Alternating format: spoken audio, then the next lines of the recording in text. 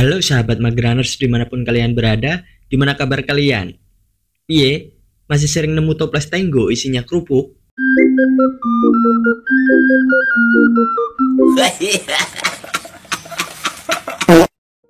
Sebuah pulau di tengah Samudra Atlantik, tempat di mana sebuah penjara didirikan di sana untuk menangani ODGJ dengan tingkat gangguan jiwa yang tinggi dan menyimpan sebuah misteri yang bikin bertanya-tanya. Seperti apa sih keadaan di sana? Mungkin inilah sedikit cerita untuk mendeskripsikan film ini yang juga diangkat dari sebuah novel. Daripada penasaran, langsung saja duduk manis, selaraskan kopi, udut, dan camilan kalian.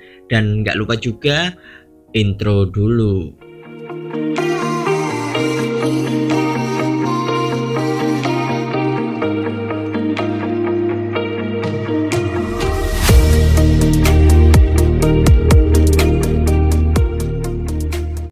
Berlatar belakang di tahun 1954, memperlihatkan kawan kos saya, ini orangnya. Dia bernama Teddy, seorang mantan tentara militer dan sekarang berprofesi sebagai marshal yang nampak pusing, mual, dan muntah karena mungkin lupa minum antimo di tengah perjalanan tugasnya untuk menginvestigasi suatu tempat.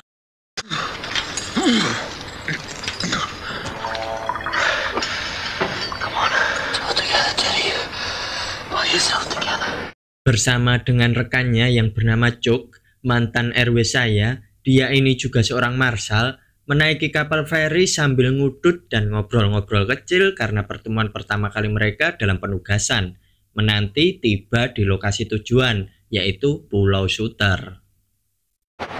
Give you a briefing about the institution before you left. Thanks. Mental hospital. For the criminal. Sesampainya di dermaga, mereka disambut wakil kepala lapas yang bernama McPherson, ini begundalnya, dengan didampingi beberapa anggota yang menampilkan wajah-wajah curiga. Teddy dan Cuk pun diantarkan ke penjara di pulau itu yang bernama Nusa Kambangan. Salah. Cliff. I'm Deputy Warden McPherson, gentlemen. Welcome to... Right now, Marshal, we all are.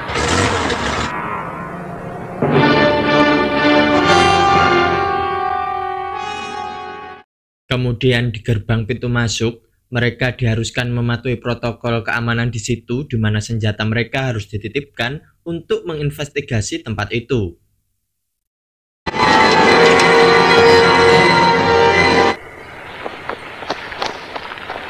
We are required to carry our firearms with us at all times. Kemudian mereka diantar masuk ke dalam kantor untuk bertemu dengan salah satu dokter yang menangani pasien ODGJ di lapas itu yang bernama Dr. Cowley.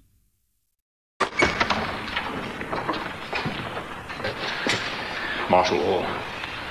The man, he believes in the work we do here. And what would that be? Setelah bertemu dengan Dr. Cowley dan berbincang-bincang, Teddy mulai menanyakan tentang kasusnya di mana dia ditugaskan di sana untuk menginvestigasi kaburnya seorang pasien wanita yang bernama Rachel kepada Dr. Cowley.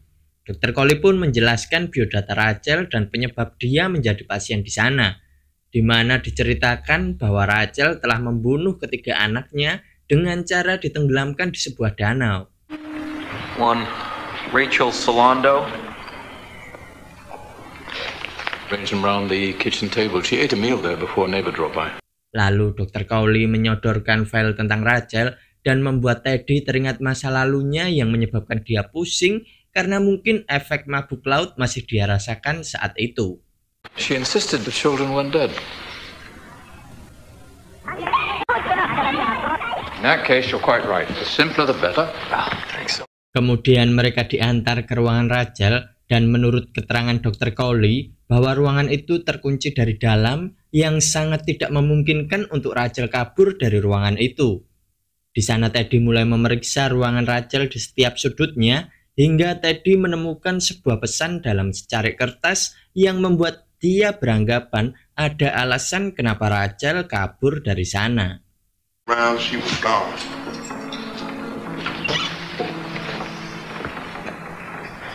Think it's random scribblings? No, not at all. Masih dengan Teddy dan Cuk, Mereka juga memeriksa seluk-beluk tebing di pulau itu untuk menggali informasi apakah ada kemungkinan untuk Rachel kabur keluar dari pulau tanpa melewati jalan keluar satu-satunya, yaitu dermaga di pulau itu, di mana Teddy melihat sebuah mercusuar yang membuat McPherson menjelaskan bahwa petugas juga sudah mengecek di dalam sana. Let's check the other side. What's in there? More patients? You said yourself, Marshall, she's got no shoes. Kemudian di malam hari, para pekerja di lapas itu dikumpulkan untuk mendapatkan keterangan tentang kaburnya Rachel. Satu persatu pekerja mulai diinterogasi Teddy untuk mencari informasi yang berkaitan dengan kasusnya, yang akhirnya memunculkan satu nama, yaitu Dr. Sheehan, di mana di saat Teddy ingin bertemu dengannya, Dr. Cowley menjelaskan bahwa Dr. Sheehan sedang berlibur dan tidak berada di pulau itu. Just back up. Miss Salondo was put in her room for like primary doctor leave and vacation. I'm afraid that won't be possible. He left on the ferry. Dengan undangan untuk singgah ke kediaman Dr. Cowley, Teddy dan Chuck pun berkunjung ke tempat tinggalnya, di mana di sana sebuah alunan musik terdengar yang nampak mengingatkan masa lalu Teddy kembali dan membuatnya tahu tentang musik itu.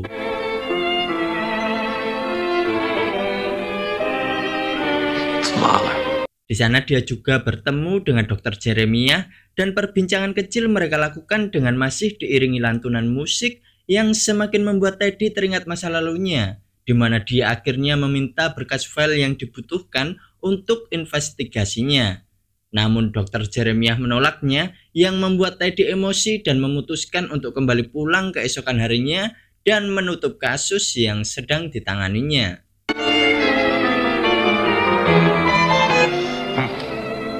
Men like you. Bei der Befreiung von Dachau. Files. Out of the question. Bullshit out of the question! Saat tertidur, Teddy mulai bermimpi kembali tentang masa lalunya dan dia bertemu dengan mendiang istrinya yang bernama Dolores, ini genduknya, yang mengatakan bahwa Rachel masih berada di sana. She's here. You can't leave. Setelah terbangun dari tidurnya, adanya badai pun membuat Teddy tidak bisa kembali pulang, yang akhirnya dia melanjutkan kembali investigasinya. Doctor! Any other treatments for her illnesses? Well, it's not like we could take the ferry. Reasonable, docile. Others say they become zombies. Dengan menginterogasi satu persatu pasien di sana, Teddy mulai mendapatkan informasi baru di mana salah satu pasien menuliskan sebuah kata kepada Teddy, dan dengan pertanyaan Teddy tentang sebuah nama yaitu Andre Laedis, yang membuatnya pergi dengan raut ketakutan dan menjadikan akhir dari sesi interogasi Teddy saat itu. Did you ever meet a patient named Andrew Laedis? And, what do you call them? Televisions. No. Bombs that can reduce whole cities to ash. Karena melihat ada kejanggalan dan menceritakan kepada Chuck pun memotong perkataan Teddy dengan menanyakan siapa itu Andre Laedis. You've been told exactly what to say. Andrew Laedis? Akhirnya Teddy mengungkapkan siapa itu Andre Laedis, yang ternyata dia adalah orang yang menyebabkan kematian istrinya akibat kebakaran rumah yang disengaja oleh Andre Laedis. Andrew Laedis, I requested it specifically, you understand? Kemudian mereka keluar untuk melihat sekitar pulau itu sambil masih membicarakan Andre Laedis. Chuck yang menyadari bahwa pasien yang diinterogasinya tadi menuliskan sesuatu kepada Teddy, dia akhirnya meminta Teddy untuk menunjukkan apa yang dituliskan pasien itu kepadanya. When she sent me for water, she said something to you back there, Setelah Teddy memperlihatkannya dan cuaca di sana yang semakin memburuk, mereka terpaksa berlindung di sebuah bangunan kosong untuk menunggu badai di situ reda.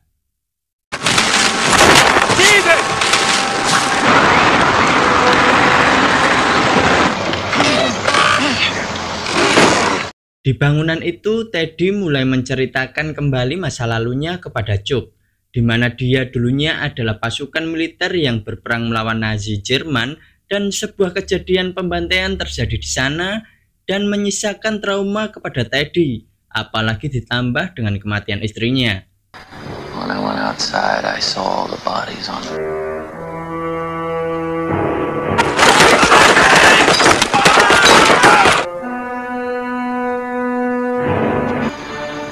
The gods surrendered. We took their gun.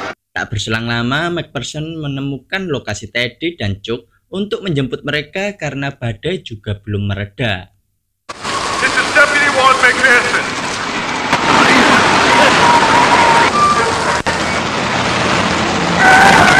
Get right on. Setelah mereka kembali dan berganti kostum, mereka mendapatkan kabar bahwa Rachel sudah ditemukan. Kemudian mereka mulai menuju sel Rachel dan menanyakan apa yang terjadi terhadap dirinya selama dia menghilang dari sana. There has been a sighting of a known communist. Karena Rachel adalah pasien ODGJ, mereka tidak mendapatkan keterangan yang jelas tentang penyebab Rachel kabur dan menghilang dari selnya selama beberapa hari. Selesai menginterogasi Rachel yang tidak membuahkan hasil, Teddy mulai mengalami sakit kepala dan membuatnya sempoyongan. Dengan cepat Dr. Cowley mengambil obat dan menyodorkan oskadon untuk menghilangkan rasa sakit di kepalanya. Holmes, we've no idea how she got up. Kemudian dia dipapah untuk berbaring dan beristirahat. Saat tertidur, dia mulai kembali bermimpi masa lalunya dan dalam mimpinya dia bertemu dengan sosok Andre Ladis. Ini eksistensinya. Di situ dia juga bertemu dengan Rachel dan 3 anaknya yang sudah tewas dan meminta pertolongan ke Teddy untuk menenggelamkannya ke danau.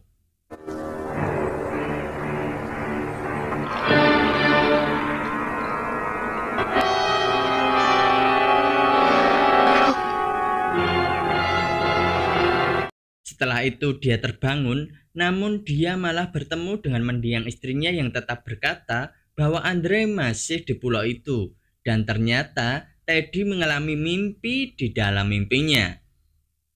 Sebentar, jadi dia ini tidur, terus dalam mimpinya dia tertidur, dan di tidur mimpinya dia bermimpi lagi. Agak membingungkan sih, tapi ya seperti itu. Oke, lanjut.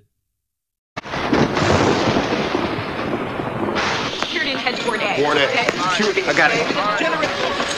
What do you want to do? Setelah benar-benar terbangun, dia melihat kekacauan di sana akibat badai topan yang terjadi semalam dan mengakibatkan generator listrik utama di sana mati yang berdampak pada pagar keamanan dan pintu-pintu sel di sana menjadi tidak berfungsi. Melihat kejadian itu, Teddy mengajak Chuck untuk memeriksa bangsal C, di mana sebelumnya mereka hanya diizinkan untuk menginvestigasi bangsal A dan B. Setelah masuk ke bangsal C, mereka bertemu dengan pasien yang keluar dari selnya dan spontan membuat Teddy mengejarnya yang mengakibatkan mereka terpisah.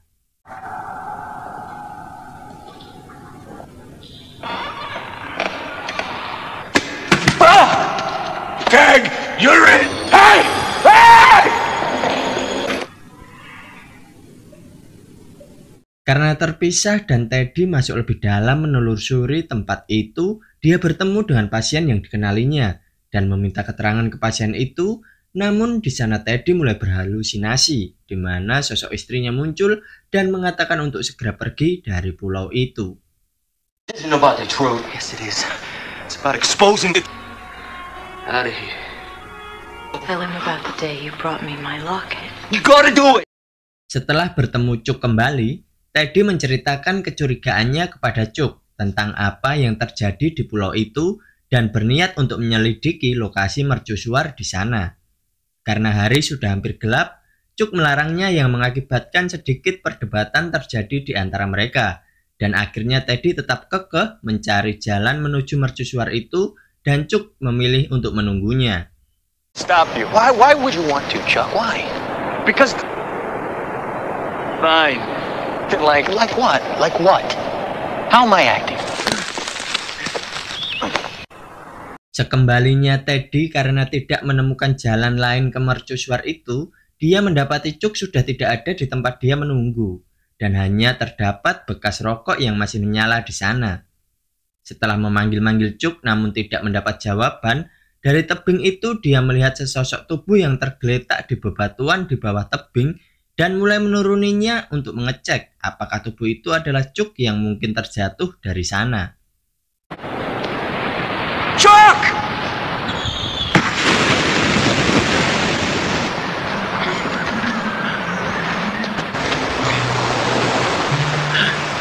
Sesampainya di bawah, ternyata itu hanyalah sebuah batu berlumut yang menyerupai tubuh manusia.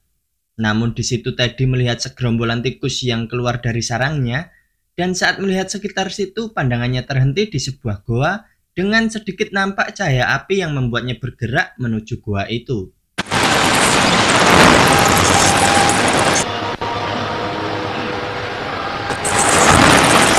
Setelah tiba di goa, dia menemui seorang perempuan yang ternyata dia adalah Rachel yang selama ini hilang. Dengan sedikit perbincangan yang membahas tentang lapas di pulau itu, Teddy mulai berpikiran bahwa ada hal yang disembunyikan oleh Dr. Cowley dan semua petugas di sana. I'm not following you, I'm sorry. Look, Marshall, that's probably not a good thing. Once you're declared insane, then anything you do... Setelah keluar dari gua itu dan kembali ke lapas, Teddy bertemu dengan Dr. Cowley. Dia menanyakan keberadaan Chuck, namun tanpa disangka, Dr. Cowley malah mengatakan bahwa Teddy datang ke pulau itu sendirian. I'm wandering, just looking at your island. Oh, I forgot you had a man in Ward C yesterday. He subdued a highly dangerous... Saat Dr. Cowley menanyakan tentang Chuck, Teddy yang semakin yakin dengan perkataan Rachel pada saat di goa, dia pura-pura percaya bahwa dia tidak memiliki rekan yang bernama Chuck. So tell me again about your partner. I can see that. What partner? Karena dianggap dibohongi oleh Dr. Cowley, Teddy mulai mencari keberadaan Chuck yang menurutnya Chuck disekap di dalam mercusuar. Dengan meledakkan sebuah mobil di sana untuk mengalihkan perhatian para petugas, Teddy bergegas menuju mercusuar di pulau itu.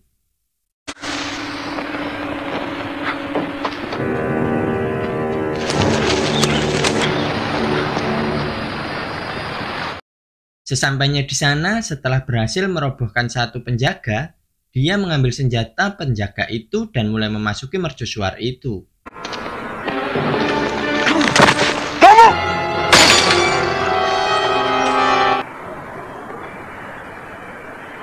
Setelah tiba di ruangan paling atas, dia tidak mendapati Chuck di sana, tapi dia malah bertemu dengan Dr. Cowley yang sudah berada di ruangan itu.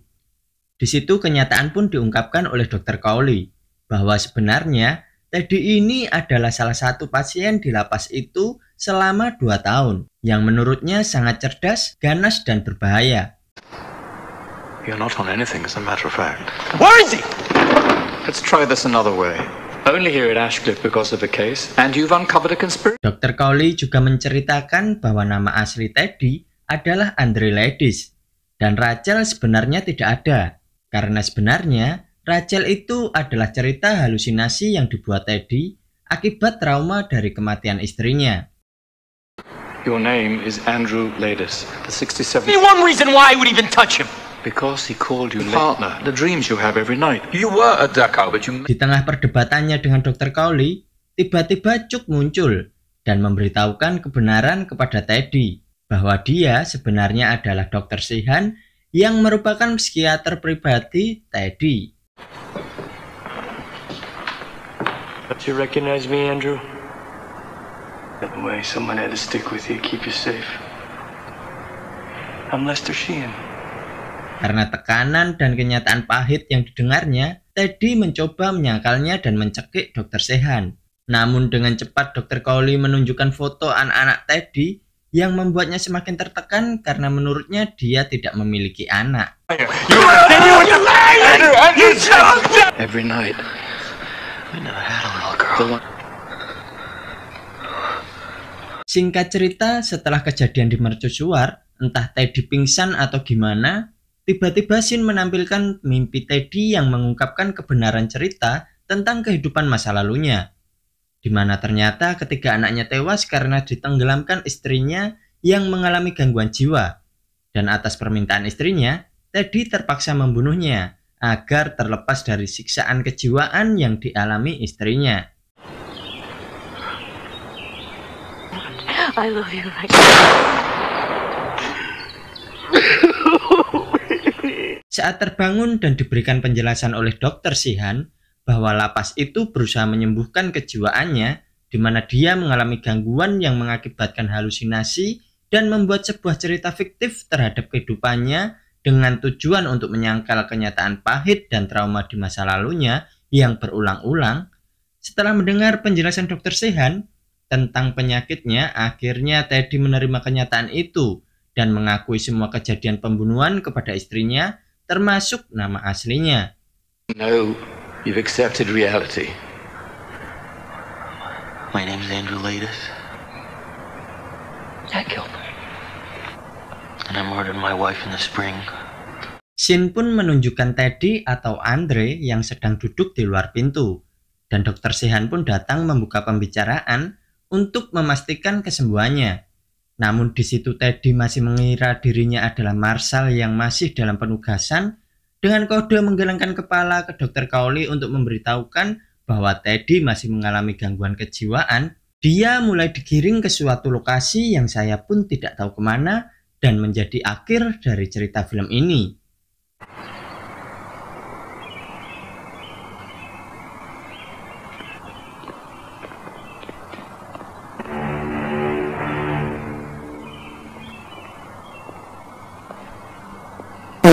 Sangat membagongkan. Pesan yang bisa diambil dari cerita ini adalah tetaplah waras dalam menghadapi dunia yang semakin gila. Tapi sedikit kegilaan juga diperlukan agar kita tidak mudah stres. Sekian laporan saya dari TKP. Saya Om Sam mundur diri.